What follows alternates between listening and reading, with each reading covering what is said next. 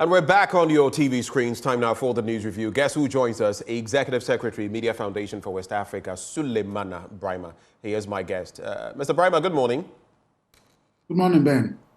It's been donkey years. It's been a long time, and it's really great to have you on board this morning. I hope you're well. Yes, I'm doing well, and great to be reconnected. Okay. All right. So let's get right into it.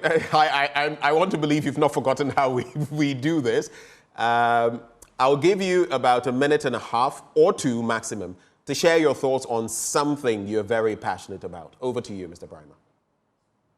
Well, Ben, thank you very much. I think in our country today, certainly the most important item now is this whole thing about illegal mining and the issues that have come up. Organized labor, threatening strike, pulling out last minute, GMA saying they would not join, UTAG declaring strike, and today I think Catholics in Accra are doing a prayer walk. I think these are very, very significant developments in the history of our country. But let me say that whilst I absolutely condemn the illegal mining activities that are going on and the consequences that we are all seeing in terms of the destruction of our environment and water bodies and all of that, and therefore would say every step must be taken to combat it. I think that perhaps we have all been too late to the party. And I say so because, look, the illegal mining that is happening and all the consequences we are seeing is for me, to a large extent, because of the misgovernance, because of the looting by leaders who have been in power over the years, whose activities have left our young people desperate, our young people hopeless, our young people jobless. And therefore, it's almost like anything goes. Look, the kind of damage that our leaders have done to this country is perhaps more significant than maybe what we are witnessing, but it's because this one is quite visible. We can see the water bodies polluted and all of that. But the deprivation of the wealth for the future generation, by the current administration and previous ones is unimaginable. And I think that collectively we should have been up in arms when these things were going on. When we have a president governing over a poor country as Ghana, throwing away $58 million into digging a hole, and then we were quiet. When we have fraudulent contracts being awarded, we were quiet. When we have millions of dollars being thrown away into inflated contracts, we were quiet. And all the kinds of things that were happening, which could have been used for investment to employ our young people, investment to get jobs for them, investments to create a better future for the future generation, we were all quiet. And so I think going forward, this should teach us a lesson that we should no longer tolerate the kind of governance that we've had under President Akuffo-Addo and even under President Mahama those years. But I think that certainly President Akuffo-Addo has given us the worst form of governance for our country, at least since I grew up. And these types of things must not be tolerated till the point where we have hopeless and jobless youth who think that, look, if the politicians are stealing millions, what is the point in me doing this to get thousands? And I think that is what I would say. Well, thank you for those cogent thoughts. And let me just sneak in this.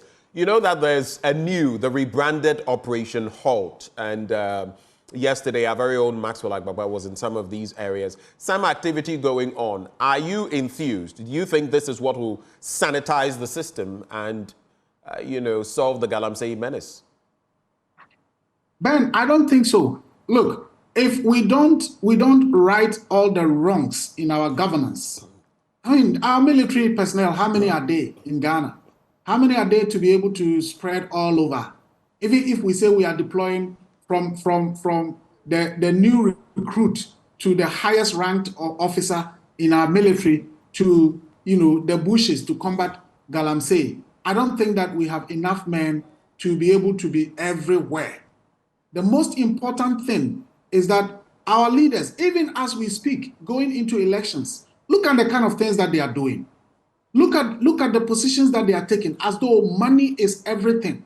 And until the leaders stop stealing, I don't think that the young ones will stop the Galamsey. When the leaders stop stealing from the people, and the people know that every little thing that is being generated is being invested into their future, is being invested into creating jobs and opportunities for them, I am sure they would begin to have something that they can look up to.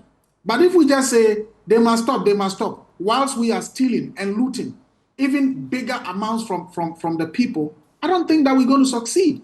We're going to just do firefighting. After some time, oh, it's gone down. After a month, oh, the water bodies are cleared and so on and so forth. But it will come back because people are hopeless. People don't have jobs. People don't have anything to do. And that is not to say that, therefore, I'm justifying illegality. What I'm saying is that our leaders are committing far more illegalities. They are committing far more crimes against this nation than what the youth are doing. And they themselves, having the power, must do the right thing rather than always venting the spleen on the young ones who are so desperate and hopeless. If the president and his ministers and all the people stop stealing from the state, I am sure that the moral authority will be there to push for the end to this illegality that is happening. Until that happens, I'm saying we don't have enough policemen, we don't have enough military men to be on the ground to say that we are halting. You go there today, they will not be there. Tomorrow when you leave, they will return because they must survive.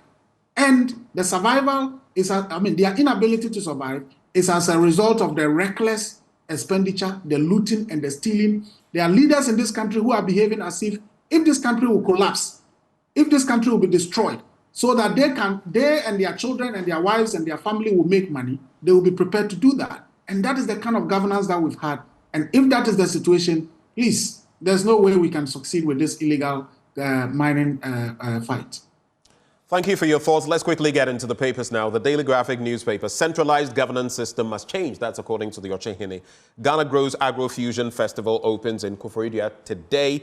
Government moves to revoke mining in forest reserves law, a law that never made sense to me, LI 2462. But it made sense to some people. It made sense to our members of parliament.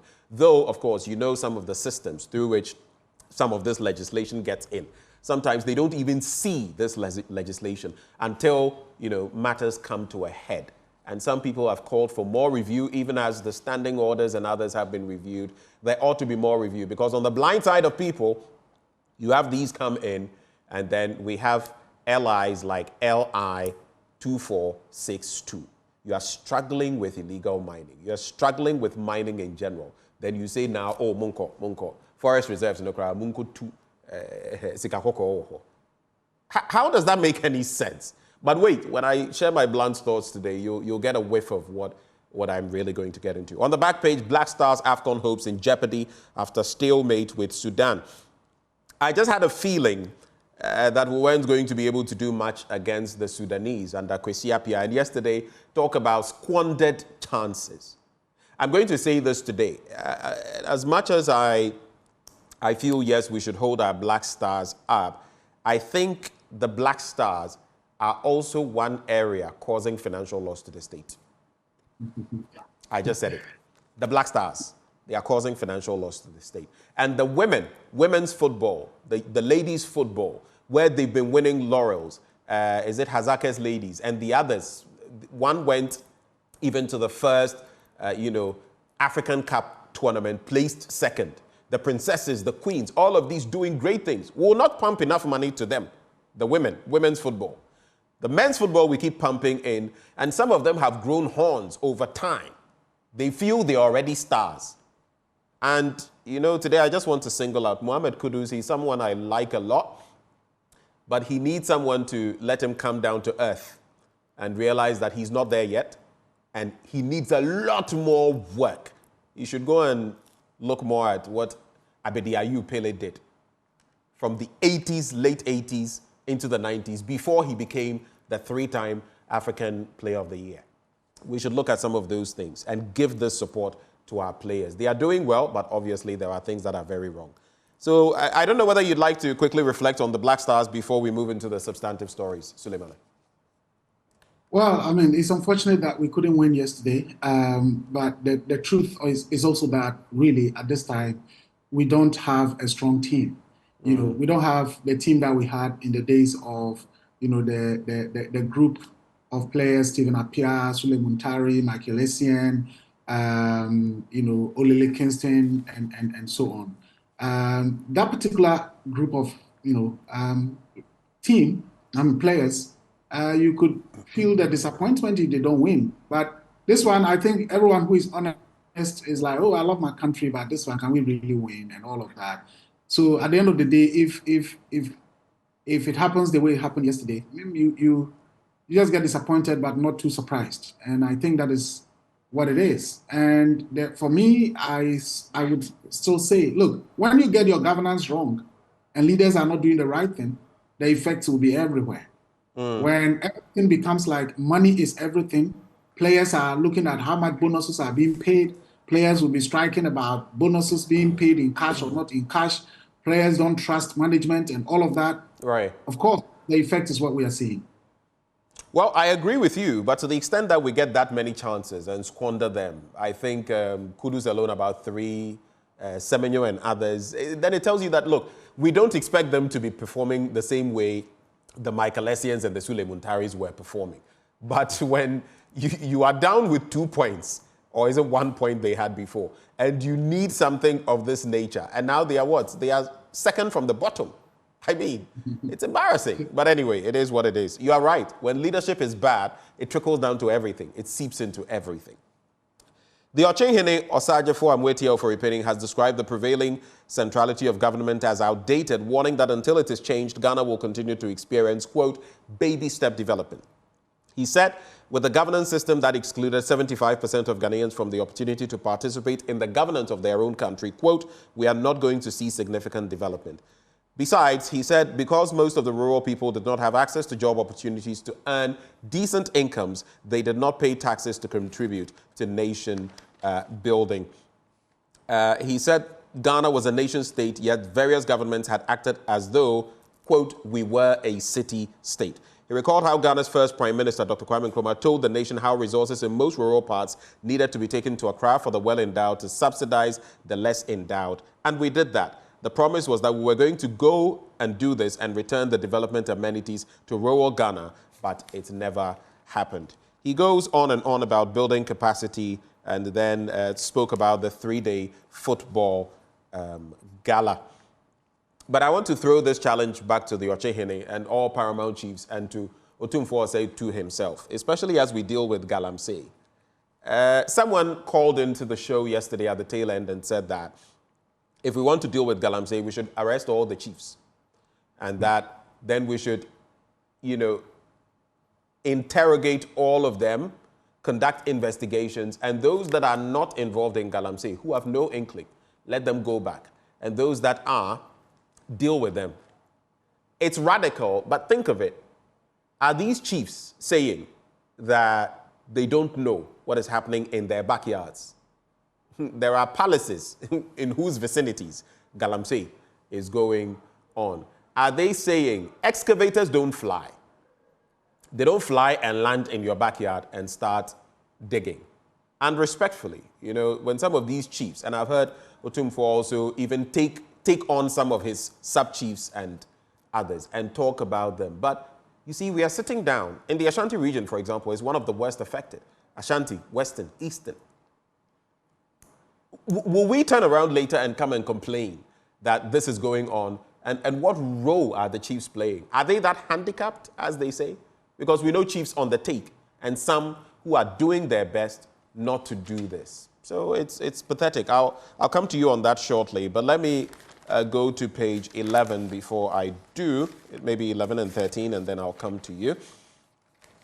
Government moves to revoke mining and forest reserves law. The Minister of Lands and Natural Resources, Samuel Abu Jinapor, has expressed optimism that the Environmental Protection, Mining and Forest Reserves Regulations 2023, LI 2462, will be revoked before the end of the year, by which time a lot more Galamsey would have happened, by the way.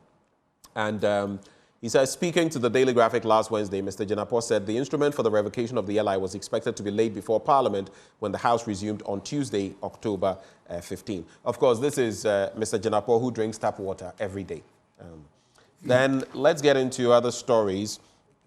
I think there's a continuation of that story on page 13, so I'll just do those ones. Reactions, Suleimana?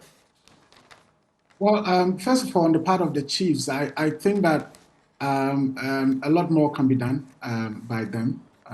We want to see a lot more, public commitment on their part in terms of the fight against illegal mining. But I think that we cannot blame them entirely because, I mean, chiefs don't have the power to arrest, and even if they do they really have the men to enforce arrest and all of that? All they can do is basically to complain to the state authorities. But if you are in a region where your district chief executive is overseeing Galamsey work happening, your regional minister or chairman of the ruling party is, involved in mining big time and all of that.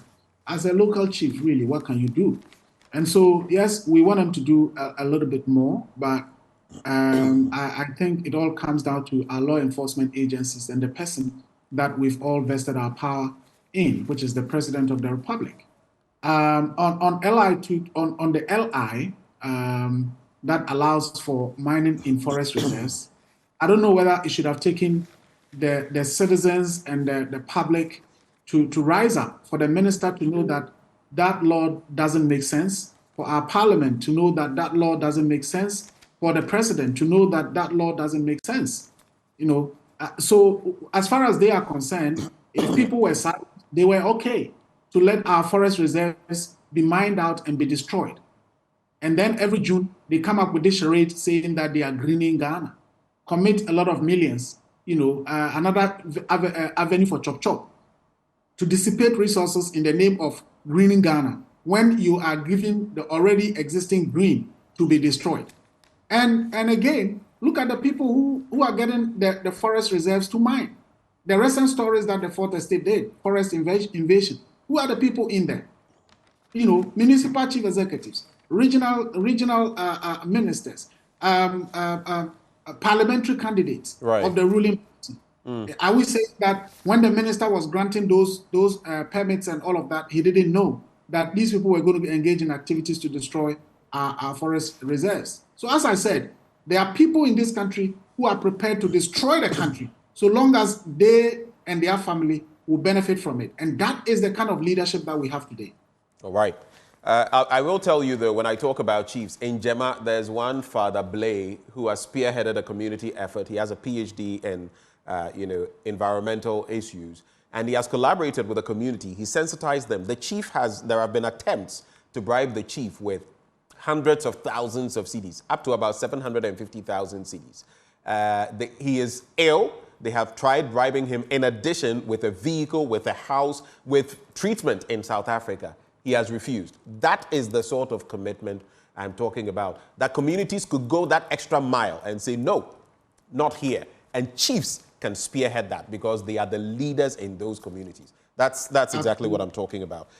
Page 7, Sustaining Girl Child Development. 13 years ago today, the United Nations General Assembly declared October 11 as the International Day of the Girl Child. We celebrate all girl children today. Yesterday, we had 3 of them from the Central, Volta, and Northeast regions in the studio. To all girl children, happy International Day of the Girl Child. The publisher newspaper, SNIT Boss assures pensioners scheme is viable and will protect your financial security. That's what he says. Ugandan government partners Jospon Group for landfill decommissioning. Military destroys Shamfans on Brim River as government steps up anti-Galamsey fight. Catholic bishops clear air on environmental prayer against Galamsey. I'll quickly get to that. The Ghana Catholic Bishops Conference, and I'm going to be there myself as a Catholic. I will be there today. The Ghana Catholic Bishops Conference has dismissed claims that it is organizing an environmental prayer protest walk against illegal mining. Most Reverend Gabriel Justice Anoche, the Archbishop of Kumasi, clarified that the event is being organized by the Accra Archdiocese and not the national body, as some reports suggested. This statement comes amid attempts by certain political figures to politicize the initiative. Politicization, attention, you can't politicize it. Archbishop Anoche emphasized that the church stance on Galamsey is purely environmental and moral, urging that the fight against this menace should not be turned into a political issue. So whatever people say, no matter how they try to politicize it, Catholics in the Archdiocese, yours truly included, we're pouring out on the streets to lament the situation. It is not political. It will never be political. The Daily Guide. And when I'm done with the Daily Guide, then Suleimana, you can come in with your thoughts, including this as well. 2024 elections. EC begins ballot papers printing today. We do know the ECOWAS team has said, I think it's in the Daily Graphic, that they feel Ghana is ready for election 2024. Nigerian woman caged for human trafficking. We did not facilitate smuggled cocoa. That's according to the police. And then there is the bit about Akuffo-Addo declaring war on Galamsey. So let me just take a quick look at some of these stories. The Ghana Police Service has denied claims of facilitating a consignment of smuggled cocoa beans, which were intercepted at the Misiga security check point at Boku in the Upper East region. In a statement issued on Thursday, the police noted that, quote, "We wish to state that the Ghana Police Service yesterday, October 9, 2024, intercepted the smuggled consignment based on intelligence and were in the process of escorting the truck to the Boku Divisional Police Command for the consignment to be handed over to Cocoa Board and the culprits investigated and prosecuted by the police in line with the established protocol with Ghana Cocoa Board." Ayo. That is what the police is saying. And on page 6,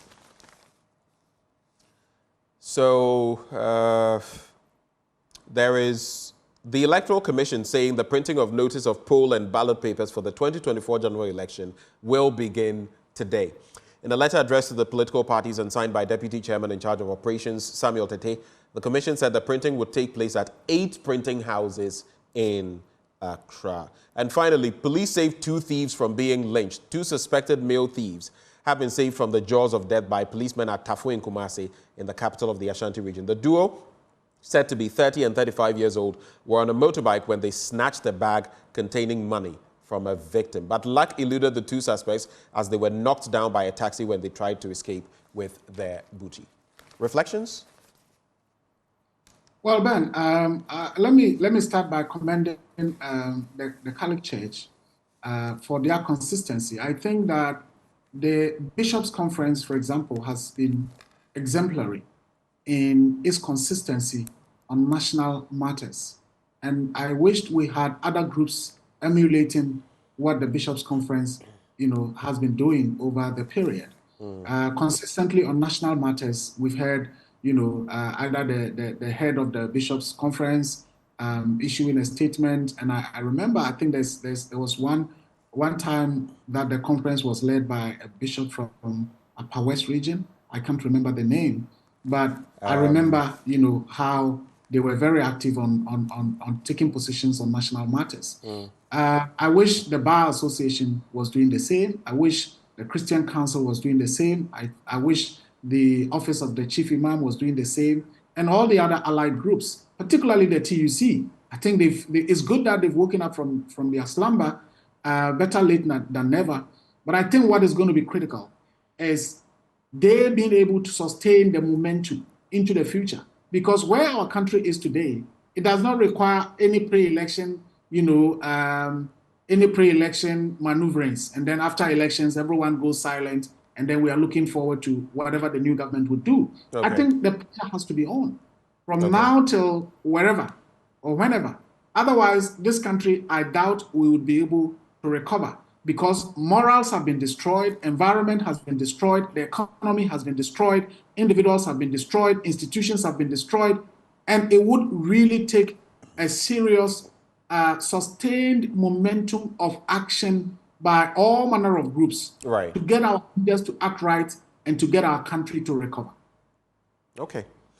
Let's get into Republic Press newspaper now. 18 sham funds go down as government takes bold steps to combat Galamsey. Judges blast LGBTQ plus protesters.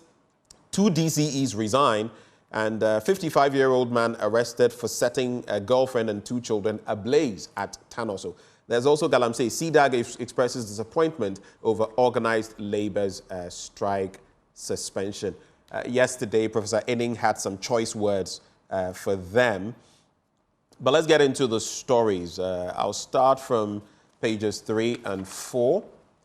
So the Association of Magistrates and Judges of Ghana has strongly condemned the behavior of protesters who marched on the Supreme Court premises led by Member of Parliament Samuel Nati George to express their discontent over delays in hearing anti-LGBTQ plus cases.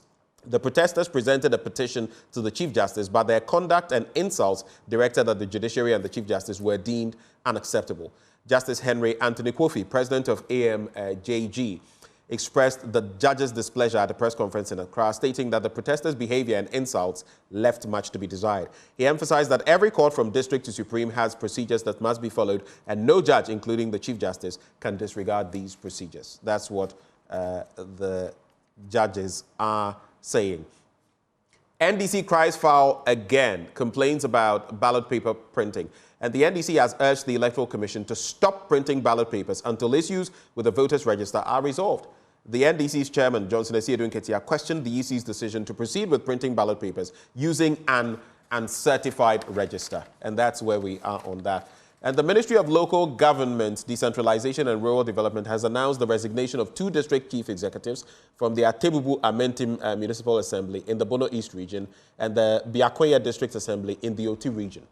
The resignations, which took place in line with the Local Governance Act 2016, that is Act 936, were confirmed in a press release issued on 10th October 2024. The DCs who have resigned are Edward Owusu, Municipal Chief Executive of the Atebubu Amentim Municipal Assembly, and Millicent Kabuki Kabo, District Chief Executive of the Biakwaya District Assembly.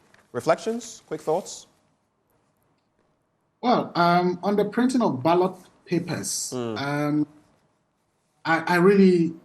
I can't understand the position of the NDC at this point, because if it's about the voters' register and the EC was talking about printing the register, I guess that might have been a different issue. But printing of ballot papers, and we are barely 2 months away, and I thought that at the last IPAC meeting, a lot of the issues were resolved. I think if they are really substantive matters, we all need to be aware, we all need to be sensitized. The NDC needs to convince all of us that indeed there are very, very critical issues to be resolved within the register. Otherwise, maybe we'll get ourselves into a situation where we discredit the election to the extent that even if the NDC turns out to win, would we then say that they've won a discredited elections, or they won because the elections wasn't, free, fair, and all of that? I know at every elections or during every elections, the opposition would always cry foul. But it is important that we also do things in a way that would not completely destroy and discredit the process. Right. So as I said, if there are legitimate issues, it's important that we all get to be aware of and push the EC to do the right thing. But otherwise, we don't need to take actions that would completely destroy or discredit the process. The final bits I'm getting into, I'm not going to read much. ABC News, Mahama mismanaged the economy even without COVID-19. That's according to a UPSA Don. And former President John Dramani Mahama's competence has been called into question by a professor of accounting and finance at the University of Professional Studies, Accra, Professor Isaac Buedi, the Dean of Accounting and Finance at the UPSA. And he actually said that in the absence of a major global pandemic, the Mahama administration was incompetent in managing the Ghanaian economy. Quoting him, he says, "Let us take a step back into time. During the period President Mahama was at the helm of affairs, there was no major crisis or a pandemic on a global scale during his time, but he messed things up." I could say a number of things on that, but I'll leave it to you. And the last bit, Ghana TVET Service launches Japan-Ghana Automotive Engineering Program. In an audacious move to modernize Ghana's automotive industry and boost vocational education, Ghana TVET Service, in collaboration with Dapol Company Limited, Green Auto Factory, Aichi and M, has launched the Japan-Ghana Automotive Engineering and Cultural Exchange Program under the theme Auto Connect. You can check out details from there. Final words, those are the final stories, and we're gone. Well, I think that there is no doubt that President Mahama, whilst he was in power, could have done better. People were disappointed. People were agitated. People felt, they were not getting the kind of leadership that they deserved. And so people voted him out overwhelmingly. And that was the first time, as we are all told, almost like 1 million people voted against President Mahama in favor of President Akuffo-Addo. So the expectation was that, well, people needed something far better than what President Mahama was doing, or President Mahama had done. And for me, what's important now is, have we gotten that, what we voted for? And I think that, if anything at all, like I said, in my view, President Akuffo-Addo has been the worst president in my life. at least since I became conscious politically. And yes, Mahama could have done better, but I don't think that President Akuffo-Addo has proven that. I kept saying that Mahama lowered the bar of governance to a certain level. That was so easy to jump and to raise it. But it appears to me that President Akuffo-Addo rather took the bar and put it down. And that is where we are.